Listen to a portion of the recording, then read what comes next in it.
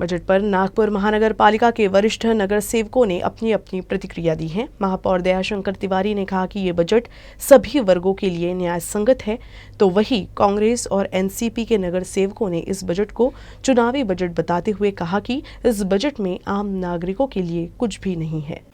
इन्होंने जो बजट दिया है उस बजट में कोरोना काल के बाद में जो मंदी समूचे विश्व के अनुसार भारत में भी थी, वो मंदी हटके 8.5 तक जीडीपी जा रहा है और इंफ्रास्ट्रक्चर में जो पैसा निवेश किया जा रहा है उसकी वजह से रोजगार के भी साधन उपलब्ध हो रहे हैं।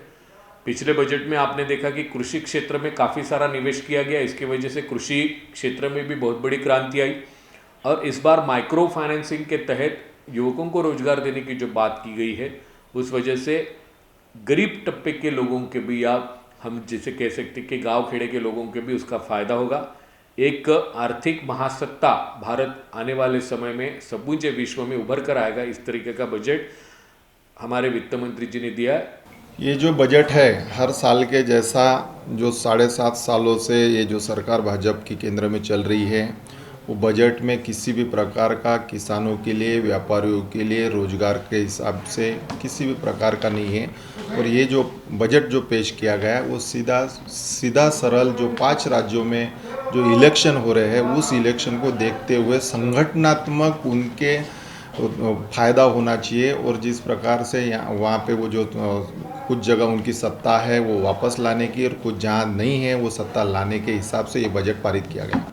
बजट जो है ग्रामीण अर्थव्यवस्था का जो डिजिटल इंडिया, शाइनिंग इंडिया, ये टाइप की जो उन्होंने घोषणा जो की थी वो केवल घोषणा ही रह गई है।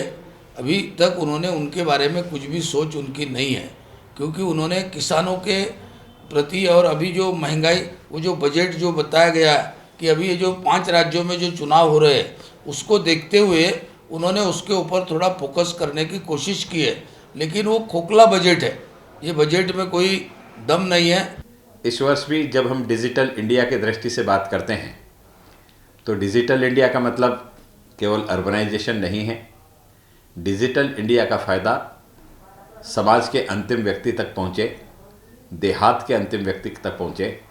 इस दृष्टि से संपूर्ण इंफ्रास्ट्रक्चर भारत सरकार ने तैयार किया है और कैशलेस ट्रांजैक्शन बड़े प्रमाण में बढ़े और कैशलेस ट्रांजैक्शन बढ़ने के कारण कहीं ना कहीं सरकार के सकल उत्पादन में सकारात्मक वृद्धि परिलक्षित होती है।